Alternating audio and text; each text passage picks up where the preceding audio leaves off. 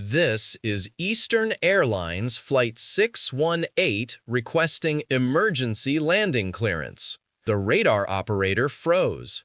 Eastern Airlines Flight 618 had disappeared without a trace exactly 50 years ago, along with all 73 souls on board. Before we dive deeper into this chilling phenomenon, make sure to subscribe now. This channel exposes aviation mysteries and forbidden reports the industry tries to hide. Many of these accounts are being systematically removed from official records. Turn on notifications so you don't miss the next investigation that they don't want you to see. Malcolm Jenkins had been working as a radar controller at the Millbrook Regional Airport for 22 years. Nothing in his extensive training had prepared him for what happened during his midnight shift on October 7, 2023. Jenkins was a by-the-book operator, known for his methodical approach and unflappable demeanor. His colleagues often joked that even if aliens landed on the runway, Malcolm would simply follow protocol and assign them a proper taxiing route. The night began like any other. Jenkins arrived 15 minutes early for his shift, reviewed the handover notes from the evening controller, and settled into his station with a thermos of black coffee. Weather conditions were ideal: clear skies, minimal wind, and excellent visibility. Air traffic was light, as expected for a regional airport during the middle of the night. By 1:30 in the morning, Jenkins had only guided 3 small aircraft to safe landings. Then, at precisely 1:47 a.m., the radar screen flickered. Most controllers would have dismissed it as a momentary power surge or equipment hiccup, but Jenkins noticed something unusual. For approximately 3 seconds, an unidentified blip appeared on his screen, moving at an altitude of 6,000 feet, approximately 17 miles northeast of the airport. The blip vanished before he could properly log it. "Probably just a system glitch," he muttered to himself, making a mental note to report the anomaly to the technical team in the morning. 17 minutes later, it happened again. This time, the blip remained on screen for nearly 8 seconds before disappearing. Something about its movement pattern troubled Jenkins. It wasn't following any established flight path, nor did it match the characteristics of a private aircraft or military drone. He reached for the radio to see if he could establish contact. "Unidentified aircraft at 6,000 feet, northeast quadrant. This is Millbrook Tower. Please identify yourself and state your intentions." Silence answered him, not even static. Jenkins repeated his call 3 more times with no response. He was about to log the incident when his headset crackled to life with a sound that sent chills down his spine. The distinctive hiss of an older radio system, nothing like the digital clarity of modern aviation communications.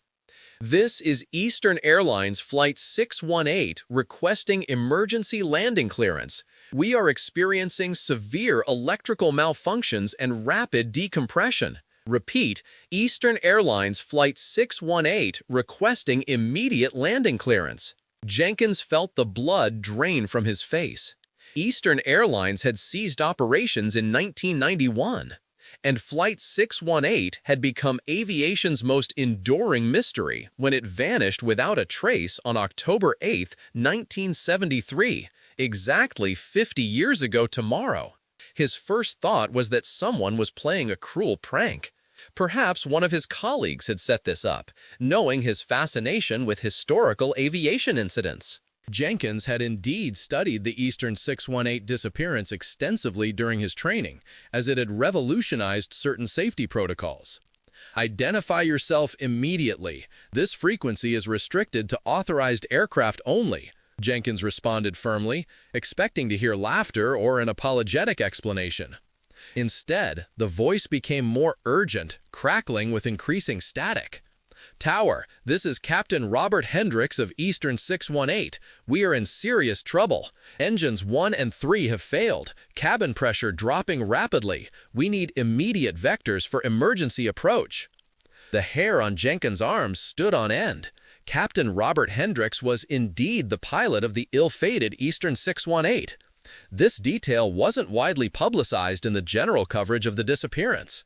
Jenkins' training kicked in, temporarily overriding his disbelief. He checked his radar screen, but no aircraft appeared where the transmissions seemed to be originating. He quickly cross-referenced with satellite data. Still nothing. Eastern 618, I'm not picking you up on radar. Please confirm your position and altitude. The response came through in fragments, broken by increasing static. At 6,000 feet, losing altitude. Can see the coastline. Lightning storm. Instruments failing. Then the radio fell silent again.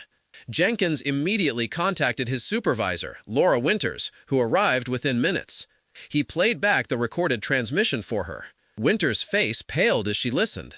"This has to be a hoax," she said, but her voice lacked conviction. "Someone with knowledge of the Eastern case is playing games." "But how did they access our secure frequency?" Jenkins countered. "And the voice, there's something about it that sounds period authentic." Winters made several calls, confirming that no aircraft, authorized or otherwise, had been detected in their airspace during the time of the transmission. No other airports or control towers had picked up any unusual signals. The military confirmed they had no exercises or test flights in the area. At 3:15 a.m., as Winters was about to leave, the radio crackled again. "Mayday! Mayday! Mayday! Eastern 618 declaring emergency. We've lost all engines. Rapid descent. Cannot maintain altitude. Coordinates." The transmission cut off in a burst of static, followed by something that made both controllers' blood run cold. The unmistakable sound of screaming. Then silence. On the radar screen, a blip appeared for exactly 12 seconds before vanishing completely. Winters immediately ordered a full system diagnostic, while Jenkins contacted nearby emergency services, despite his growing certainty that whatever had happened took place half a century ago. By dawn, news of the incident had spread throughout the facility. Technical experts examined the communication system but found no evidence of tampering or external intrusion. The recording of the transmission was sent to the FAA for analysis, with a preliminary report noting that the audio characteristics were consistent with radio technology from the early 1970s. What makes this incident particularly disturbing is how it aligns with the historical record of Eastern Airlines Flight 618's disappearance. The facts of the original incident are these. On October 8, 1973, Eastern Airlines Flight 618, a Boeing 727 carrying 68 passengers and 5 crew members, departed from Miami International Airport at 9:42 p.m. bound for New York's JFK Airport. Weather conditions were poor, with reports of the severe electrical storm moving up the coast. At approximately 11:17 p.m., Captain Hendricks reported electrical anomalies. 12 minutes later, he requested permission to climb to 33,000 feet to avoid turbulence. This was the last routine communication from the aircraft. At 11:47 p.m., a final transmission was received. "Mayday! Mayday! Eastern 618. Multiple systems failure. Losing altitude." Then the aircraft disappeared from radar. Despite one of the largest search and rescue operations in aviation history, spanning thousands of square miles of the Atlantic Ocean, not a single piece of wreckage was ever recovered. No bodies, no luggage, no debris field, nothing. The disappearance of Eastern 618 remains one of aviation's most perplexing mysteries. Theories range from catastrophic structural failure to a powerful downdraft that drove the aircraft into the ocean with such force that it disintegrated completely. Some have even suggested more outlandish explanations involving electromagnetic anomalies or temporal distortions. What happened in Millbrook's control tower seems to challenge our understanding of physics and time itself. Could Jenkins have somehow intercepted a transmission from 50 years in the past? If so, what mechanism made this possible? Dr. Elena Vasquez, a physicist specializing in quantum mechanics at MIT, offers one potential scientific explanation. There's a theoretical phenomenon we call temporal radio leakage, where radio waves from the past could, under extremely rare circumstances involving specific atmospheric conditions and geomagnetic anomalies, briefly become detectable in our present time. While most scientists dismiss such possibilities as pseudoscience, the timing is difficult to ignore.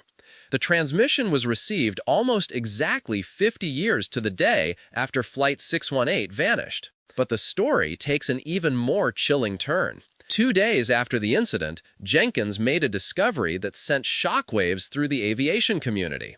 Reviewing historical archives about Flight 618, he found something that few people had noticed before. The last recorded coordinates transmitted by the aircraft before it vanished placed it almost exactly at the same position as the mysterious blip that appeared on his radar screen. This revelation prompted the FAA to launch a formal investigation. They dispatched a team to the Millbrook facility, led by senior investigator Thomas Hargrove, who brought equipment specifically designed to detect irregularities in radio frequencies and potential security breaches.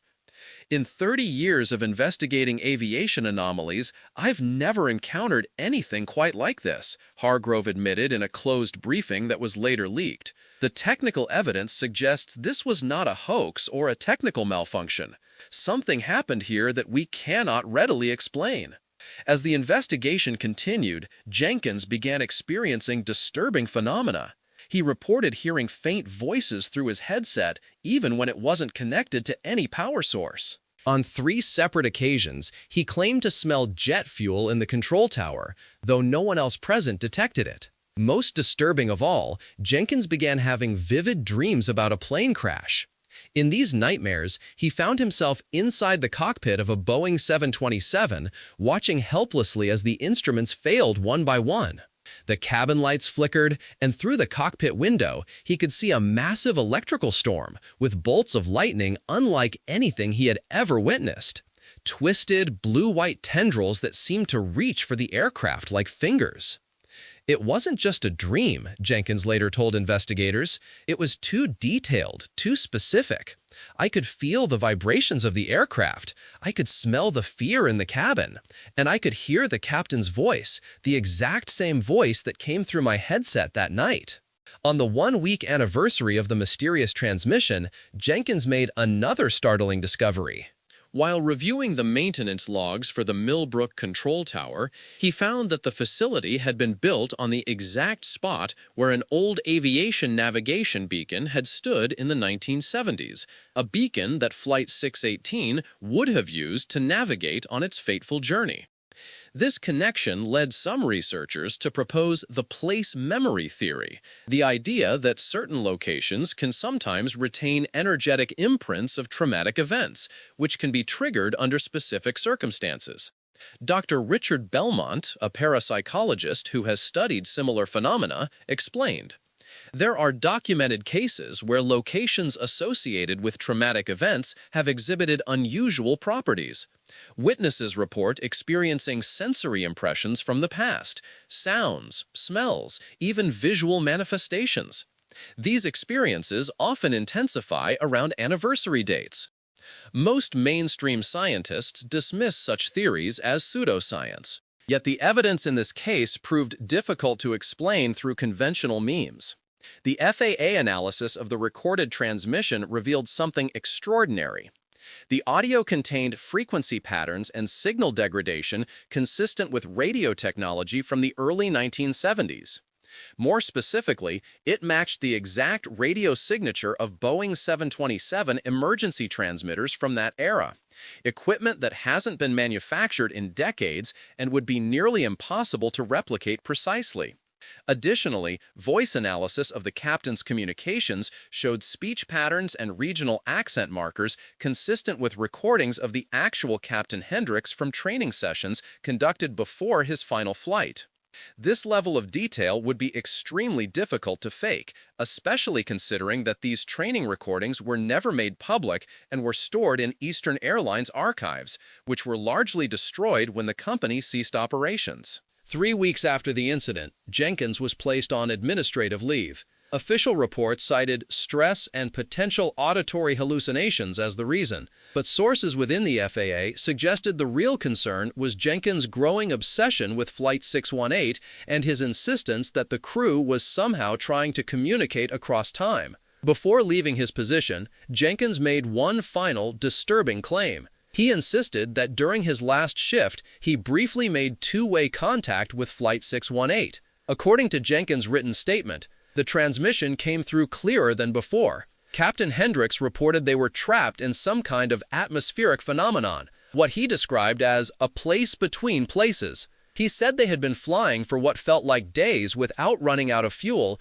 seeing the same storm clouds surrounding them continuously. When I asked him what date he thought it was, he responded with October 8, 1973. I told him it was now 2023. There was a long pause before he responded. My God, that explains why everyone we try to contact sounds different. We've been flying for 50 years. Jenkins claimed he then gave Captain Hendricks the coordinates to attempt an emergency landing at Millbrook, suggesting that perhaps the airport's location on the site of the former navigation beacon created some kind of temporal anchor point. The transmission allegedly ended with Hendricks saying he would attempt to bring the plane down, followed by the sound of the crew reciting what appeared to be a prayer. No aircraft appeared, and no further transmissions were received. Officials dismissed Jenkins' account as the product of an overworked mind combined with his knowledge of the historical case. Yet 3 separate controllers at facilities along the eastern seaboard reported brief, unexplained radar contacts on the same night,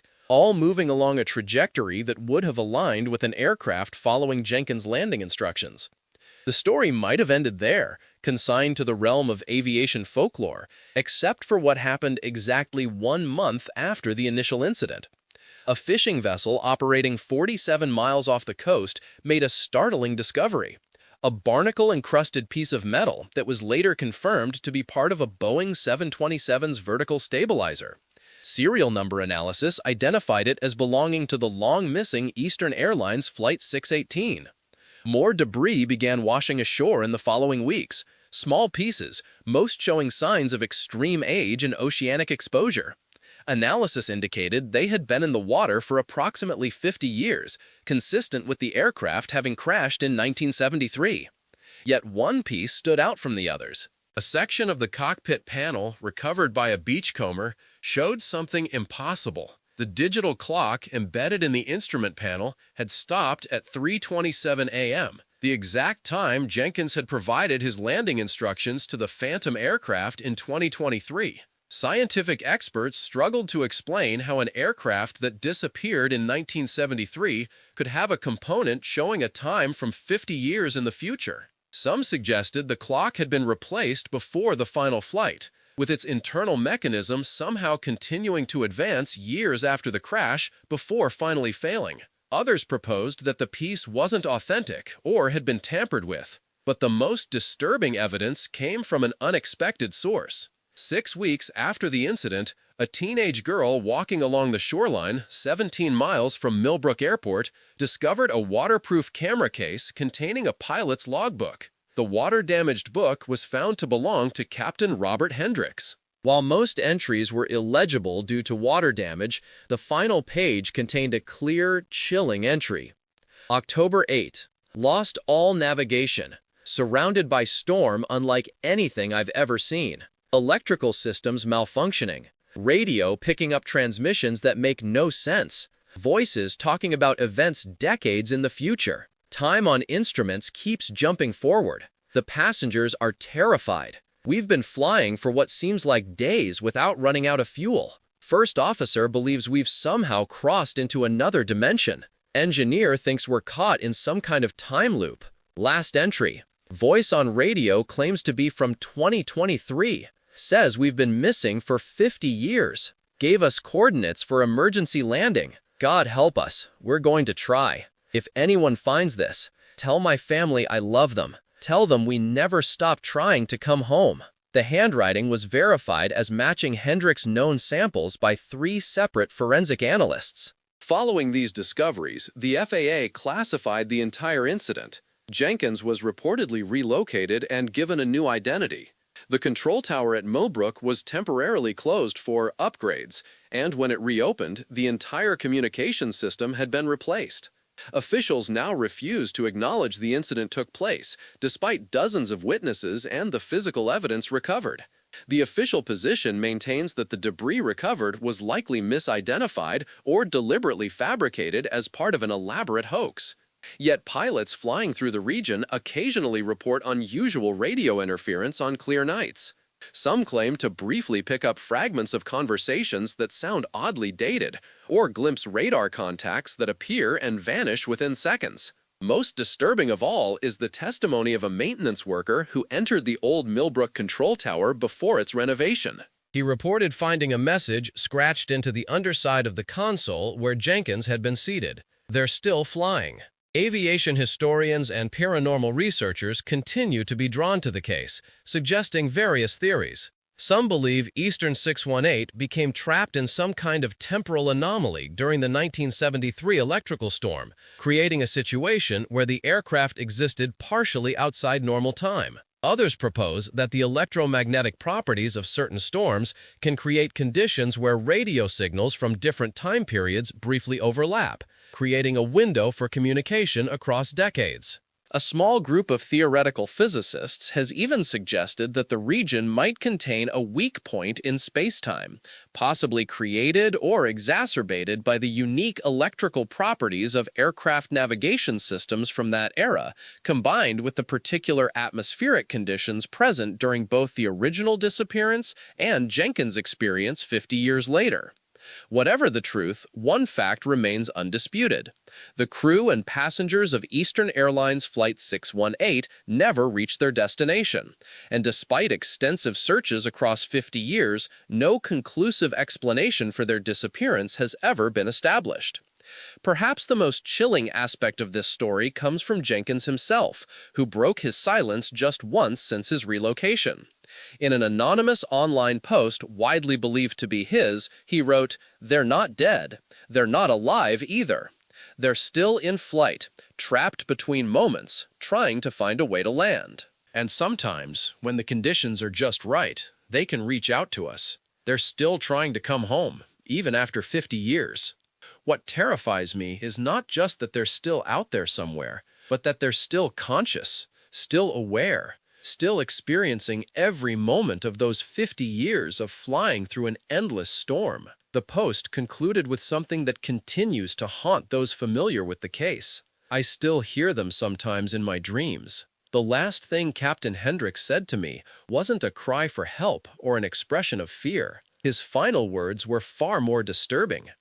We're not the only ones out here. There are dozens of planes. We can see their lights in the storm. All lost. All trying to find a way home, and something else is out here with us, watching us, keeping us here. God help us all if it ever finds a way through." The most recent development came just last month, when an elderly woman in a nursing home in Miami claimed her husband, who had been a passenger on Eastern 618, had called her on the phone.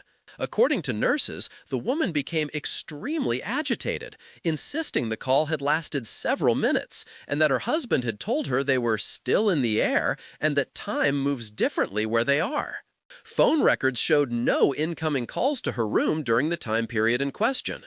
Yet the woman, who had been diagnosed with early-stage dementia, suddenly demonstrated perfect clarity and recalled detailed information about her husband that she had previously forgotten, including the exact seat number he had been assigned on Flight 618, a fact later verified through the partial passenger manifest that still exists in aviation archives. After giving a detailed statement to a local reporter, the woman passed away in her sleep. The cause was listed as natural causes, but staff reported that her last words were, "He's coming to get me. We're finally going home."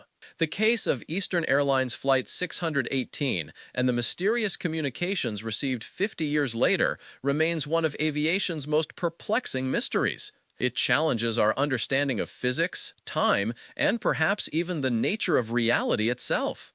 While officials may have closed the book on this incident, many continue to monitor the skies and airwaves around Millbrook, especially during electrical storms. For those who work in aviation, particularly air traffic controllers, the story serves as a haunting reminder that not all aircraft that disappear are necessarily lost forever.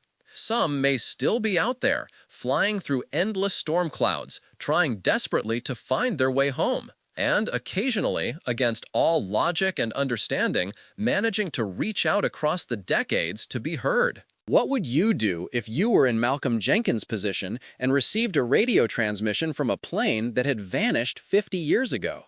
Would you try to guide them home, or would you fear opening a door that was meant to stay closed? Do you believe this was a case of cross-temporal communication, or is there a more rational explanation for the mysterious transmissions and the timing of the debris discovery? Share your theories in the comments below, and subscribe for more forbidden aviation mysteries that challenge everything we think we know about flight, time, and the unexplained phenomena that haunt our skies. Turn on notifications so you don't miss our next investigation into the cases they don't want you to know about.